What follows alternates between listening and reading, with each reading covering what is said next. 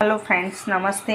आज आप हांडवो बनावीशुं। हांडवा माटे मैं कणकी कोरमो लीधो छे, आशरे 500 ग्राम जेटलुं छे। एनी अंदर आपणे थोड़ुं तेल एड करीशुं। तेल एड कर्या पछी एनी उपर ज आपणे गरम पाणी नाखीशुं। गरम पाणी एटला माटे नाखीशुं, तेल मोड़ माटे नाखीशुं अने गरम पाणीथी जल्दी आथो आवी जाय एटला माटे गरम पाणी एड करीशुं। અને આને બરાબર આપણે મિક્સ કરી દઈશું। આવી રીતે સરસ મિક્સ થઈ ગયું છે। હવે આની અંદર આપણે ખાટી છાશ એડ કરીશું। ખાટી છાશ હોય, હાંડવો બનાવવાનો એટલે હાંડવો તો ખાટો જ મસ્ત લાગે, એટલે થોડીક ખાટી છાશ એડ કરીશું અને આને આપણે બરાબર હલાવીને મિક્સ કરી દઈશું। છાશ એડ કર્યા આપણે બરાબર મિક્સ કરી દીધું ને આ રીતનું બેટર કરવાનું છે। मस्त खीरू तैयार थई गयुं छे। हमणां आनी अंदर सोडा वोडा कशुं ज एड करवानुं नथी होतुं।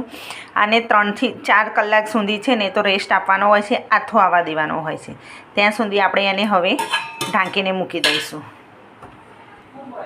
ચોમાસામાં तो वरसाद होय छे एटले आने घरमां एवी गरम एवी जग्याए मूकी देवानुं कि ज्यां ठंडक लागे नहीं, अने गरम जग्याए मूकी दईशुं एटले खूणामां कोई बी जग्याए, एटले एनो आथो सरस आवी जशे। मित्रों, आपणे हांडवो बनाववानो हतो एना माटे खीरू मूकी राख्युं हतुं। खीरू बनावीने सरस मस्त एनो आथो सरस आवी गयो छे। આપણે હવે આથો આવી ગયો છે। હવે એની અંદર આગળ પ્રોસેસ કરશું। આપણે એમાં ખીરું બનાવ્યું ત્યારે આપણે એની અંદર મીઠું પણ એડ નહોતું કર્યું અને સોડા પણ એડ નહોતા કર્યા, બરાબર। તો હવે આપણે એની અંદર મીઠું અને સોડાને બધું એડ કરીશું। તો એના માટે સૌપ્રથમ આપણે સોડા એડ કરીશું। 1 ચમચી જેટલો, નાની ચમચી જેટલો સોડા એડ કરીશું અને એને એક્ટિવેટ કરવા માટે આપણે લીંબુનું પાણી અથવા તો લીંબુના ફૂલનું પાણી એડ કરી દઈશું અને એને બરાબર હલાવી દઈશું। આ હલાવીશું ને એક જ ડાયરેક્શનમાં એને હલાવવાનું હોય છે। હલાવશું એટલે એકદમ મસ્ત ફ્લફી થઈ જશે અને આથો વધારે મસ્ત લાગશે, એકદમ સોફ્ટ થશે આ સોડા। આ સ્ટેજ પર હવે મીઠું એડ કરીશું। टेस्ट प्रमाणे आपणे मीठुं एड करीशुं।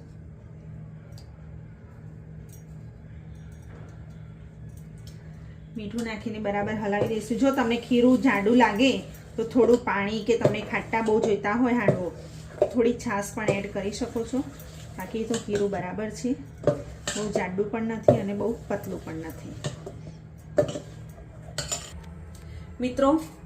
मित्रों આપણે હાંડવો વઘારવાનો છે એટલા માટે આપણે તેલ ગરમ થવા મૂકી દીધું છે। તેલ ગરમ થઈ ગયું છે। હવે હા, તેલ ગરમ થઈ ગયું છે। એની અંદર રાઈ અને થોડું જીરું એડ કરીશું।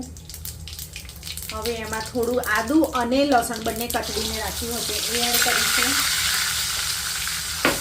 અને થોડું થવા દઈશું આપણે।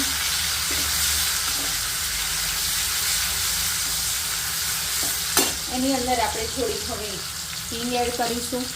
हांडवामां हींगनो स्वाद बहु मस्त लागे छे, ते स्वाद नाखવો जरूरी छे। पछी एनी अंदर आपणे थोड़ाक सिंगदाणा अधकचरा कचरीने राख्या हता ए एड करीशुं एनी अंदर।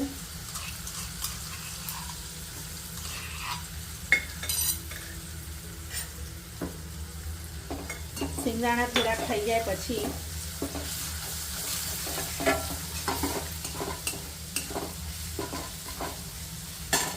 मीठो લીમડો હતો તે એડ કરીશું આપણે। તેલ ઉડે નહીં એટલા માટે ઢાંકણ રાખવું જરૂરી છે। હવે આ ટાઈમે આપણે ગેસ ધીરો કરી દઈશું। એની અંદર થોડુંક લીલું મરચું આપણે ક્રશ કરીને રાખ્યું હતું તે એડ કરીશું।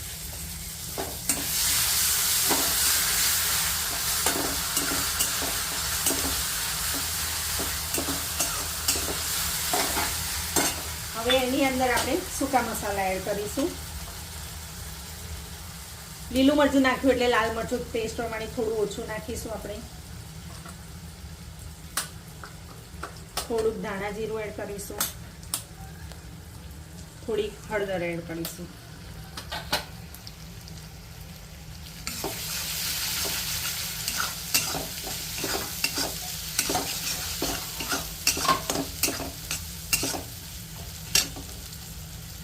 અને હવે છેલ્લે તલ એડ કરીશું.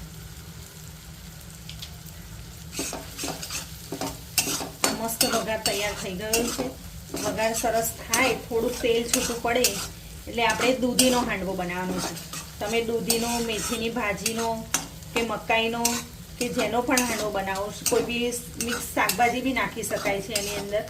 તો તેલ છૂટું પડે પછી જ એની અંદર શાકભાજી તમારે જે નાખવાનું હોય એ નાખવાનું. ચલો, સરસ મસ્ત તેલ છૂટું પડી ગયું છે. હવે મેં એક દૂધી હતી જે 250 ગ્રામ જેટલી છે એ છીણીને તૈયાર કરી છે. એનો છીણ છે આપણે અંદર એડ કરી દઈશું.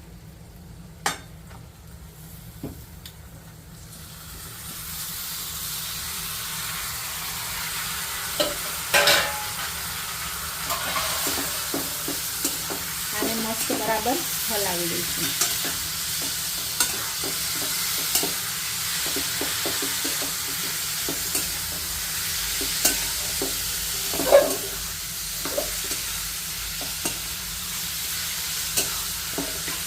મિત્રો, હાંડવો ખાટો મીઠો હોય તો જ ખાવાની મજા આવે.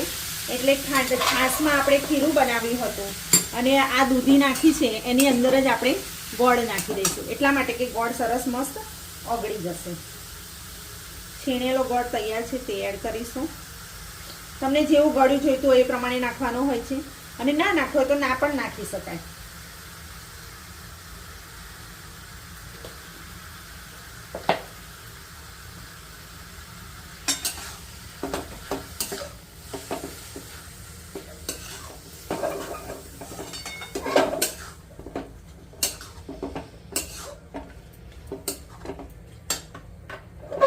હવે આને 2 મિનિટ માટે, 2 જ મિનિટ, વધારે નહીં, 2 મિનિટ માટે આપણે ઢાંકીને મૂકી દઈશું. ગેસ પર થવા દઈશું. હવે આપણે આ હાંડવાનું કુકર છે, આ કુકરની અંદર હાંડવો બનાવવાનો છે, બરાબર. તો ઘણીવાર ઘણા લોકોને કેવું થતું હોય છે કે હાંડવો બનાવે, વઘાર નાખી દે તો નીચે ચોંટી જતું હોય. એના માટે આપણે તેલ પહેલાં લગાવી દેવાનું હોય છે. આખા કુકરમાં બધી ચારે બાજુ અંદર આપણે તેલ લગાવી દેવાનું હોય છે. તેલ લગાવ્યા પછી એની ઉપર આપણે ઘઉંનો રોટલી બનાવવાનો લોટ હોય છે ને એ સ્પ્રિંકલ કરવાનો હોય છે. આના લીધે છે ને હાંડવો ક્યારેય પણ ચોંટશે નહીં. ચલો મિત્રો, આપણે દૂધી વઘારીને તૈયાર રાખી હતી છીણીને, એ સરસ થઈ ગઈ છે. તેલ પણ મસ્ત છૂટું પડી ગયું છે. હવે આની અંદર આપણે ગોળ ઓગળી ગયેલો છે, મીઠું હવે એડ કરીશું. હાંડવા માટે બેટરમાં પણ આપણે મીઠું એડ કર્યું હતું, એટલે આમાં દૂધીના ભાગનું થોડુંક મીઠું એડ કરીશું.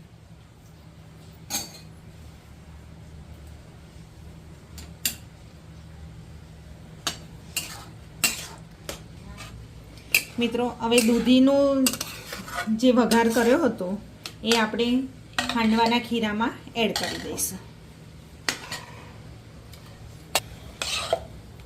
મસ્ત આપણે મિક્સ કરી દઈશું. હવે તો સરસ થઈ ગયું છે.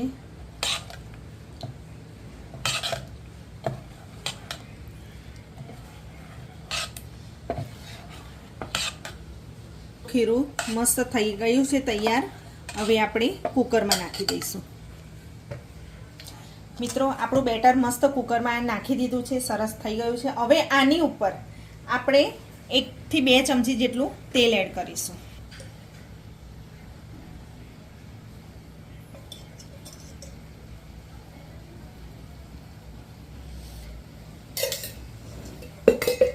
એડ કર્યા પછી એની ઉપર આપણે લાલ મરચું છે તે સ્પ્રિંકલ કરીશું.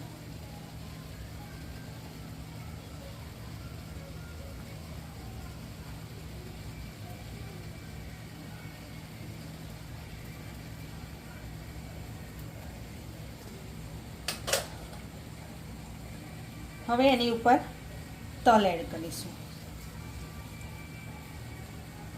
છેલ્લે આપણે ધાણા ભાજી એડ કરી દઈશું.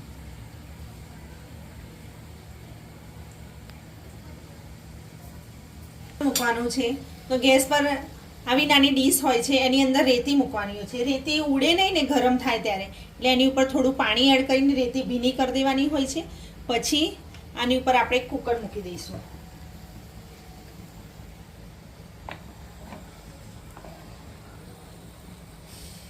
મસ્ત કુકર મુકાઈ ગયું છે. હવે આને 25 થી 30 મિનિટ સુધી જેટલી ક્વોન્ટિટી હોય એ પ્રમાણે આપણે ચડવા દઈશું ધીરા ગેસ. થોડી વાર માટે 2-3 મિનિટ ફાસ્ટ રાખીશું, પછી ધીરો ગેસ કરી દઈશું.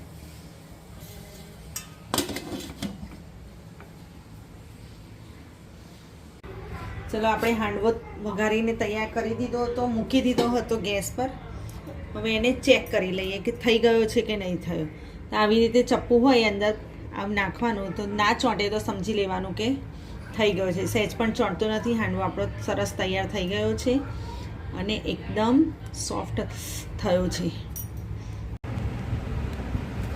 ચાલો આપણે હવે હાંડવો ડિમોલ્ડ કરી દઈશું.